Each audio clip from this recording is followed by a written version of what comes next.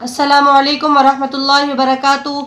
आप सबसे ये गुजारिश है कि अगर आप हमारे चैनल में नए हैं तो हमारे चैनल को सब्सक्राइब कर दें ताकि हमारी आने वाली हर नई दीनी मालूमाती वीडियो आप तक पहुंच सके।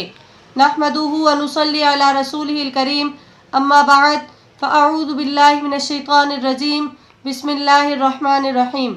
मोहतरम नाज़रीन, एक सहाबी को रसूलुल्लाह सल्लल्लाहु अलैहि वसल्लम की दावत का इश्तियाक हुआ। उसने अपनी बीवी से कहा कि मैं रसूल खुदा सल्लल्लाहु अलैहि वसल्लम को अपने घर दावत देना चाहता हूँ, ये हमारे लिए बड़ी सआदत है। बीवी ने कहा कि ज़रूर दावत दें।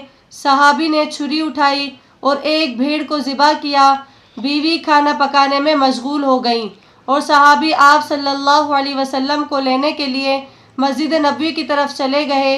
सहाबी के दो छोटे छोटे बेटे थे। एक बेटे ने बाप को भेड़ ज़िबा करते हुए देखा। बाप के जाने के बाद उसने अपने छोटे बेटे से कहा कि तू होता तो अपने अब्बू को देखता कि उसने किस तरह भेड़ को ज़िबा किया था। क्या अब मैं तुझे बताऊं कि बाप ने किस तरह भेड़ ज़िबा की थी? तो छोटे भाई ने कहा कि हाँ ज़रूर बताओ। बड़े भाई ने छुरी उठाई और छोटे भाई की गर्दन पर चला दी और उसकी गर्दन को काट दिया।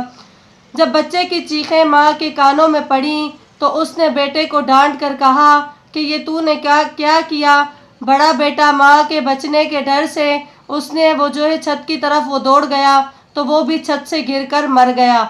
जब माँ ने दोनों बच्चों की लाशें देखी तो मुंह पीट कर रह गई, मगर उसने इतने बड़े सदमे के बावजूद आप सल्लल्लाहु अलैहि वसल्लम का खाना पकाने में कोई कोताही ना की। उसने बच्चों की लाशें उठाईं और दूसरे कमरे में उन्हें रखकर मुंह पर कपड़ा डाल दिया। कुछ देर बाद उसका शौहर हबीब खुदा सल्लल्लाहु अलैहि वसल्लम को लेकर आया। आप एक कमरे में बैठे हुए थे। उसने अपने शौहर को बुलाया और ये सारा माजरा सुनाया और उसने कहा कि अपने दिल पर काबू रखना, नबी अकरम सल्लल्लाहु अलैहि वसल्लम की दावत में कोई खलल पैदा वाक़े ना होने देना। सहाबी ने आप सल्लल्लाहु अलैहि वसल्लम की खिदमत में खाना पेश किया। अभी आपने लुक़मा तोड़ा था कि जिब्राईल अमीन नाजिल हुए और फरमाया कि आप अपने मेज़बान से कहें कि मैं उस वक्त तक खाना नहीं खाऊंगा जब तक आपके बेटे मेरे सामने ना आ जाएं। नबी अकरम सल्लल्लाहु अलैहि वसल्लम ने मेज़बान से फरमाया कि अपने दोनों बेटों को यहाँ पर बुलाओ। मेज़बान ने कहा कि दोनों बच्चे खेलने कूदने को गए हैं, न जाने वो कब तक आ जाए, वो पता नहीं कब तक लौट कर आएंगे। आप बिस्मिल्लाह कहें और खाना शुरू करें। नबी अकरम सल्लल्लाहु अलैहि वसल्लम ने फरमाया कि ये नामुमकिन है क्योंकि ये अल्लाह ताला का हुक्म है।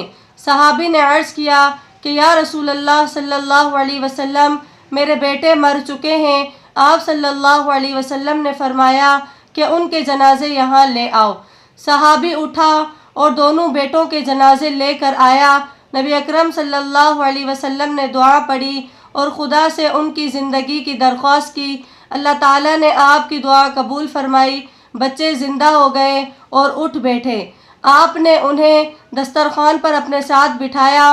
बच्चों ने आप सल्लल्लाहु अलैहि वसल्लम और अपने वालिद के साथ मिलकर खाना खाया।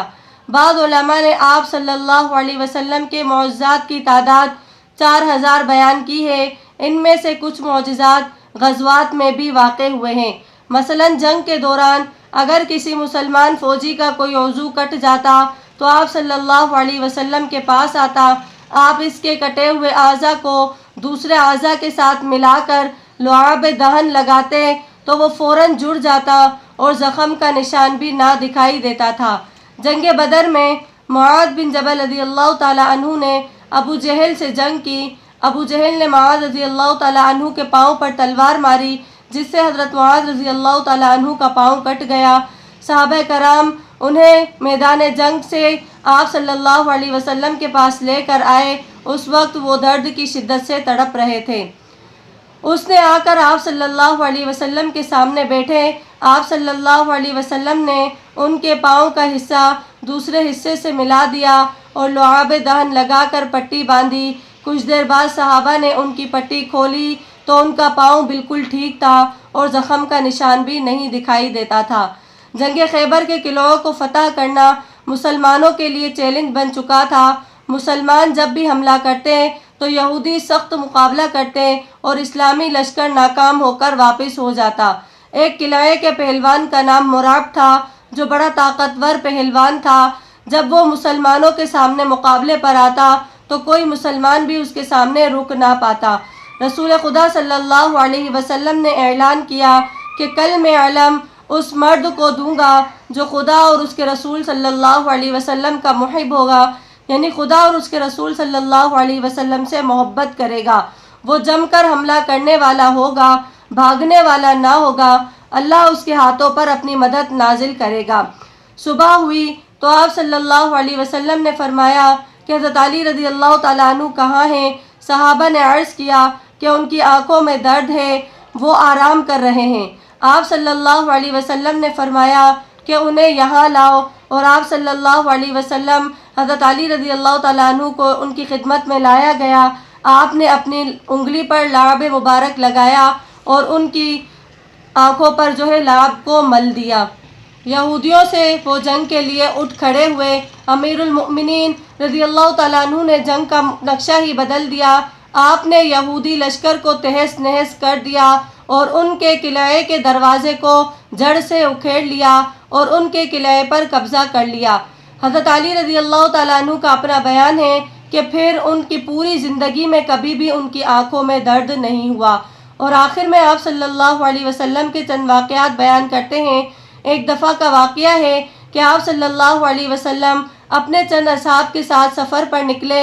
راستے میں ایک جگہ انہوں نے پڑاؤ کیا اور ان کے پاس کھانے کے لیے ایک بکری تھی۔ ایک نے کہا میں اسے ذبح کروں گا، دوسرے نے کہا کہ میں اس کی کھال اتاروں گا، اور تیسرے نے کہا کہ میں سالن تیار کروں گا۔ نبی اکرم صلی اللہ علیہ وسلم نے فرمایا کہ میں لکڑیاں اکٹھی کروں گا اور آگ جلاؤں گا۔ صحابہ نے عرض کیا کہ یا رسول اللہ، آپ ہرگز تکلیف نہ کریں، ہم خود ایندھن جمع کریں گے اور آگ جلائیں گے۔ آپ علیہ السلام آرام سے بیٹھے رہیں اور تمام کام ہم پر چھوڑ دیں۔ نبی اکرم صلی اللہ علیہ وسلم نے فرمایا کہ تم پر اپنے لیے کوئی برتری اور فوقیت پیدا نہیں کروں گا۔ میں کسی پر بوجھ بننا پسند نہیں کرتا۔ اللہ تعالیٰ کو وہ بندہ ناپسند ہے جو دوسرے پر بوجھ بنا ہوا ہو۔ اہل مدینہ کی عادت تھی کہ وہ نماز فجر کے بعد اپنے برتنوں میں پانی بھر کر آپ صلی اللہ علیہ وسلم کے پاس لاتے۔ آپ اس میں اپنا ہاتھ ڈالتے۔ صحابہ کرام اس پانی کو متبرک سمجھ کر اپنے گھروں میں لے جاتے۔ جب شدید سردی ہوئی تھی اور پانی برف کی طرح ٹھنڈا ہوا تھا تو اس وقت بھی لوگ پانی بھر کر آپ صلی اللہ علیہ وسلم کے پاس لے کر آتے تھے، لیکن آپ نے کبھی کسی کو یہ کہہ کر واپس نہیں کیا کہ پانی بڑا ٹھنڈا ہے، لہٰذا تم اپنا برتن واپس لے جاؤ۔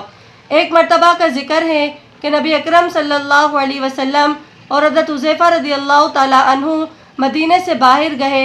انہوں نے نہانے کا ارادہ کیا۔ جناب حذیفہ رضی اللہ تعالیٰ عنہ ایک کپڑا تان کر نبی اکرم صلی اللہ علیہ وسلم کے لیے پردہ بنایا اور اس پردے کی اوڑ میں آپ نے غسل کیا۔ جب آپ غسل کر چکے تو آپ نے وہی کپڑا پکڑا اور اسے تان کر فرمایا کہ حذیفہ اب تم نہاؤ، میں تمہارے لیے پردہ بناؤں گا۔ حضرت حذیفہ رضی اللہ تعالیٰ عنہ نے بہت معذرت کی اور فرمایا کہ آپ پر میرے والدین قربان ہوں، آپ زحمت نہ کریں۔ لیکن ان کی معذرت کے باوجود پیغمبر رفیق نے اپنے رفیق پر سفر کا ارادہ کرتے ہوئے فرمایا کہ جب دو شخص رفیق سفر ہوں تو ان میں سے اللہ تعالیٰ کو وہ پیارا ہوتا ہے جو اپنے ساتھی سے زیادہ محبت کرتا ہے اور اس کی خدمت کرتا ہے۔ روایات میں مذکور ہے کہ ایک کنیز نے رسول پاک صلی اللہ علیہ وسلم سے عرض کیا کہ میرا مالک مجھ سے بدسلوکی سے پیش آتا ہے، لہذا آپ میرے ساتھ چلیں اور اس سے کہیں کہ وہ مجھ سے بدسلوکی نہ کرے۔ آپ نے کنیز کو ساتھ لیا اور اس کے مالک کے دروازے پر گئے۔ جب اس نے اپنی کنیز پر نبی اللہ صلی اللہ علیہ وسلم کا لطف و کرم دیکھا کہ وہ اس کی سفارش کر رہے ہیں تو اس کنیز کو اس نے رائے خدا میں آزاد کر دیا۔